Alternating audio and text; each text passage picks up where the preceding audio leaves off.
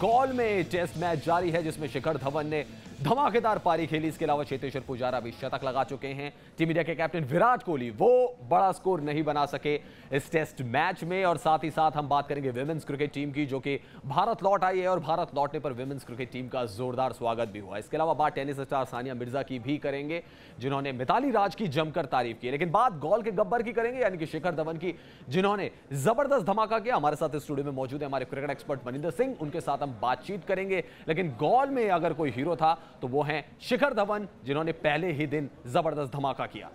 श्रीलंका दौरे के लिए जब टेस्ट टीम का ऐलान हुआ था तो उसमें शिखर धवन का नाम नहीं था, लेकिन फिर मुरली विजय चोटिल हो गए तो शिखर धवन टीम में आए। इसके बाद ये तय नहीं था कि वो ओपनिंग करेंगे या नहीं करेंगे, लेकिन लोकेश राहुल को फ्लू हो गया और फिर शिखर धवन को मौका मिल गया। मनी सर, आपको लगता है कि मौके पर चौका मारना किसे कहते हैं, वो शायद शिखर धवन से सीखना होगा, क्योंकि आप टीम में नहीं थे, टीम में आए और टेस्ट टीम में ये आपकी वापसी है और वापसी में 190 रन की पारी। और देखिए किस तरह से भुनाया उन्होंने इस मौके को, बेहतरीन पारी खेली उन्होंने। और सबसे बढ़िया बात यह है कि ऐसे खिलाड़ी जो इतनी तेज खेलते हैं, 113 की स्ट्राइक रेट से उन्होंने टेस्ट मैच क्रिकेट में 190 रन बनाए। ये इंपैक्ट इनिंग्स होती है। वीरेंद्र सहवाग ऐसा किया करते थे।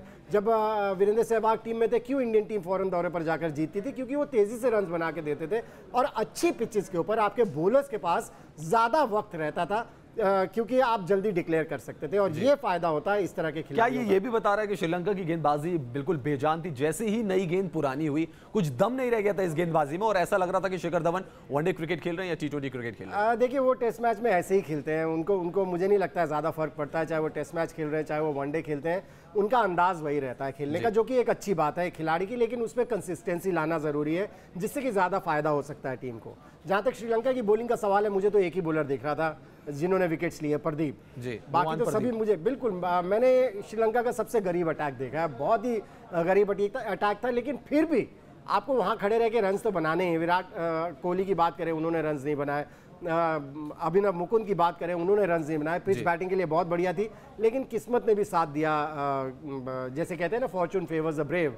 तो एक जीवनदान सिर्फ उनको मिला 31 रन पे और उसके बाद 190 रन की पारी। लेकिन आपको लग रहा है मनी सर की अभिनव मुकुंद ने उन्होंने चांस खोया? क्योंकि पिछले बार भी उनको चांस दिया गया था, फिर भी नहीं चल पाए थे, प्रैक्टिस मैच में भी खाता नहीं खोल पाए थे। और आज सिर्फ थोड़ा सा पेशेंस दिखाना था, आधे घंटे 1 घंटे वहां दिख जाते तो शायद रन भी बन जाते। देखिए मुझे कहते हुए अच्छा नहीं लगता, लेकिन मुझे वो इंटरनेशनल क्लास के प्लेयर लगते ही नहीं है, कभी भी नहीं लगे थे। मैंने कल भी ये बात कही थी कि मुझे उन पर भरोसा नहीं है। लेकिन टीम मैनेजमेंट ने कहा कि वो 2 ही ओपनर्स हैं तो उनको उनके साथ ही जाना पड़ेगा। अगर मैं होता तो शायद कन्विंस करने की कोशिश करता कि रोहित शर्मा के साथ ओपन करें, क्योंकि मुझे नहीं पता कि कैसे कॉन्फिडेंस आ रहा है अभिनव मुकुंद के ऊपर।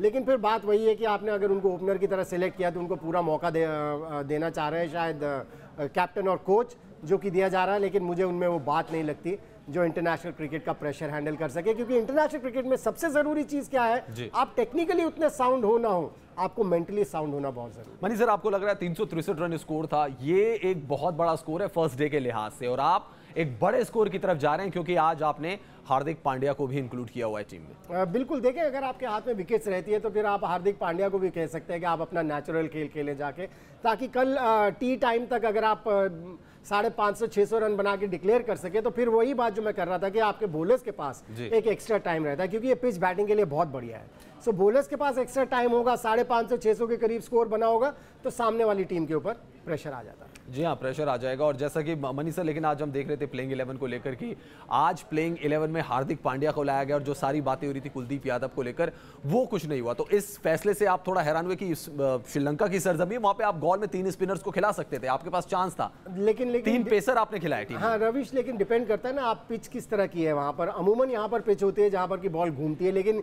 ये आज हमने जो पिच देखी है ऐसा लग रहा था खूब रोल की गई है, अच्छी बैटिंग पिच है, उसकी वजह से मुझे लगता है हार्दिक पांड्या को मौका मिला है और कुलदीप यादव को मौका नहीं मिला। इंतजार करेंगे कि टर्निंग ट्रैक्स मिले, क्योंकि कुलदीप यादव को भी आप अगर शुरू में खिलाते हैं, जो ट्रैक हेल्पफुल मिले उस पर विकेट्स मिलेंगी तो उनका कॉन्फिडेंस बढ़ता चला जाएगा और फिर वो अच्छी पिचेस के ऊपर भी उसी तरह से बोलेंगे। चलिए, बात हमने शिखर धवन की बात एक और बल्लेबाज की करेंगे जिन्होंने शतक लगाया है गॉल टेस्ट में, बड़ी पार्टनरशिप बिल्ड की वहां पे शिखर धवन के साथ और कह सकते हैं कि एक प्लेटफॉर्म तैयार किया है टीम इंडिया के लिए। बात चेतेश्वर पुजारा की हम कर रहे हैं, टेस्ट स्पेशलिस्ट हैं और लगातार दमदार पारियां खेल रहे हैं टीम इंडिया के लिए।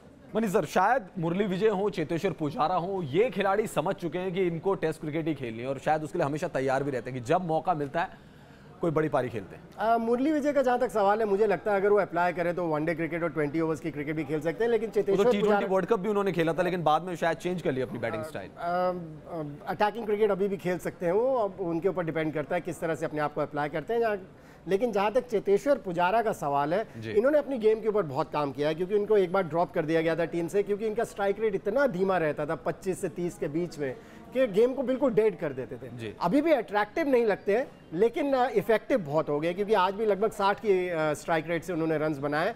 लेकिन एक एडवांटेज इस तरह के प्लेयर्स को ये मिलता है, जब सामने शिखर धवन खेल रहा हो जो इतनी तेजी से खेल रहा हो, तो फिर ऐसे खिलाड़ी के ऊपर प्रेशर भी नहीं आता है। लेकिन चेतेश्वर पुजारा ने निश्चित रूप से अपनी गेम के ऊपर बहुत मेहनत की है, वो पता चल रहा है। एक चीज और मनी सर, जो हमने चेतेश्वर पुजारा की बल्लेबाजी में देखी है कि अब शतक या बड़ी पारी के लिए खेल रहे हैं। टेस्ट मैचेस में अगर आपको रन बनाने तो आपको बड़ी पारी खेलनी है। अगर आपको वो मिस्टर रिलायबल या आपको कहते हैं नई दीवार है, उसका खिताब अगर बचा के रखना है तो बड़ी पारी खेलनी होगी, और ये शायद पुजारा समझ गए। नहीं, पुजारा को आती भी है बड़ी पारियां खेलनी की। डोमेस्टिक क्रिकेट में तो उन्होंने बड़े 300 भी लगाए। बिल्कुल, मेरे ख्याल से 3 300 लगाए हुए हैं डोमेस्टिक क्रिकेट में, जो कि बहुत बड़ी बात है, क्योंकि इससे एक चीज पता चलती है कि इनको तसल्ली नहीं होती है केवल एक शतक से, और वो एक रिवाज सा भी बन चुका है। शिखर धवन के पास एक आज मौका था 100 लगाने का, लेकिन वो फिर अपने नेचुरल अंदाज में खेलते चले गए। लेकिन ये जो खिलाड़ी हैं ये छोड़ते नहीं है, एक बार पकड़ ले। अगर आप इनका कन्वर्जन रेट भी देखें, 28 बार 50 के स्कोर के ऊपर गए, जिसमें से 12 सेंचुरी उन्होंने सेंचुरीज लगाई हैं, जो कि बहुत बढ़िया बात है। और ये जो रन बनाने की हंगर है जी, ये खत्म नहीं होती है जी। और मनी सर, शायद एक चीज ये भी दे दी है कि अनिल कुंबले और विराट कोहली ने उनको समझाया था कि आप अपना स्ट्राइक रेट अच्छा रखें। स्ट्राइक रेट आने से जो उन्होंने स्ट्राइक रेट जो 40 से 60 की तरफ ले गए, शायद विराट कोहली का भरोसा भी जीता है, क्योंकि विराट कोहली का पहले भरोसा नहीं था चेतेश्वर पुजारा पे, रोहित शर्मा पे ज्यादा भरोसा था, लेकिन स्ट्राइक रेट जो बढ़ा है शायद उससे भरोसा जीता है। उससे एक चीज और पता चलती है ना, स्ट्राइक रेट जो बढ़ा है उससे एक चीज और पता चलती है कि जो मैसेज उनको दिया गया था ड्रॉप करने के बाद, उनको कहा गया था कि इतने कम स्ट्राइक रेट पे अगर आप खेलते रहेंगे तो आपका मुश्किल हो जाएगा खेलना। इससे ये भी पता चलता है कि उन्होंने अपने गेम के ऊपर मेहनत की है, जिससे कि कैप्टन, कोच, जो थिंक टैंक है, उनका भी भरोसा जगता है। जी हाँ, उनका भी भरोसा जग गया है। लेकिन आज अगर प्लेइंग 11 की बात करें, जिसकी बात हमने पहले भी की थी, हार्दिक पांड्या को प्लेइंग 11 में शामिल किया गया है। मनी सर, शायद विराट कोहली, टीम मैनेजमेंट ये भी सोच रहा है कि आपको साउथ अफ्रीका के खिलाफ खेलना है और वहां पर आपको एक ऑलराउंडर चाहिए, बॉलिंग ऑलराउंडर जो आपके लिए रन बना सके, और अगर किसी को टेस्ट करना है तो ये सीरीज है टेस्ट करने के लिए। देखिए, कैप्टन और कोच की बैकिंग होना बहुत ज़रूरी है, उससे बहुत फर्क पड़ता है। जैसे आपने बताया, ज़्यादा फर्स्ट क्लास क्रिकेट नहीं खेली है उन्होंने, लेकिन अगर आपके कैप्टन और कोच आपके साथ हैं तो आपका भरोसा जो है वो बढ़ता चला जाता है, कॉन्फिडेंस बढ़ता चला जाता है। मैं एक इसका उदाहरण दे सकता हूँ। चेन्नई में आर अश्विन जब टेस्ट मैच क्रिकेट के लिए शामिल किए गए थे तो लोग हंसते थे, क्रिकेटर्स भी हंसते थे कि ये कैसे विकेट्स लेगा, और आज उनका रिकॉर्ड देखिए, 49 टेस्ट मैच में 275 विकेट है। सो ये अगर कैप्टन की बैकिंग हो, कोच की बैकिंग हो, सिलेक्टर्स की बैकिंग हो, तो फिर ये खिलाड़ी उभर कर ऊपर आ सकते हैं। जी हाँ, बिल्कुल। और हमने उनका देखा है प्रदर्शन, वनडे की बात करें, T20 की बात करें, और अभी फिलहाल तो हार्दिक पांड्या को हम याद करते हैं, जो चैंपियंस ट्रॉफी के फाइनल में उन्होंने 76 रन बनाए थे और 6 छक्के लगाए थे पाकिस्तान के खिलाफ मैच में। तो हाईलाइट उनके करियर के फिलहाल तो वो दिख रही है। हर तरफ भारतीय विमेंस टीम के चर्चे हैं। वर्ल्ड कप में धमाकेदार प्रदर्शन भारतीय महिला टीम ने किया। सानिया मिर्जा, भारत की टेनिस स्टार, उनका क्या कुछ कहना है मिताली राज और कंपनी को लेकर, आइए आपको सुनवाते हैं।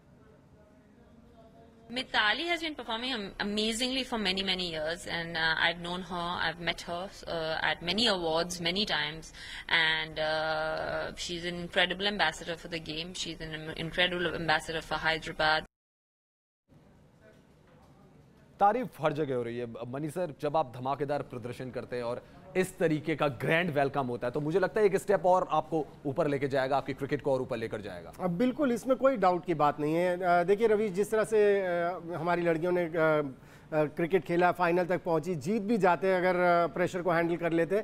एक चीज़ तो ज़रूर है कि जो माँ बाप अपनी बच्चियों को रोकते थे क्रिकेट खेलने से, अब वो एनकरेज करेंगे। जैसे कि इंडिया जब 1983 में वर्ल्ड कप जीती थी कपिल देव के अंडर, उसके बाद लोगों ने अपने बच्चों को पुश करना शुरू कर दिया क्रिकेट की तरफ। अब लड़कियों के साथ भी कुछ ऐसा ही हो। एक चीज़ और अच्छी बोली मिताली राज ने, उन्होंने कहा कि अच्छा हमारे लिए ये हुआ कि हम BCCI के अंडर आ गए, और शायद ये टर्निंग पॉइंट भी रहा विमेंस क्रिकेट का। बिल्कुल, देखिए फर्क तो पड़ता ही है। अगर आपकी पेरेंट एक बॉडी हो जो कि नोन बॉडी है, जो कि हैंडल कर सकती है आपको प्रोफेशनली, तो उसका फर्क तो पड़ता है, और वो फर्क पड़ेगा, आप देखिएगा आगे आने वाले टाइम। जी हाँ, और लगातार सम्मान समारोह भी जारी है। BCCI ने तो कर लिया है सम्मान समारोह, और साथ ही साथ दिल्ली में भी जो इंडियन विमेंस टीम है उसका सम्मान समारोह होगा।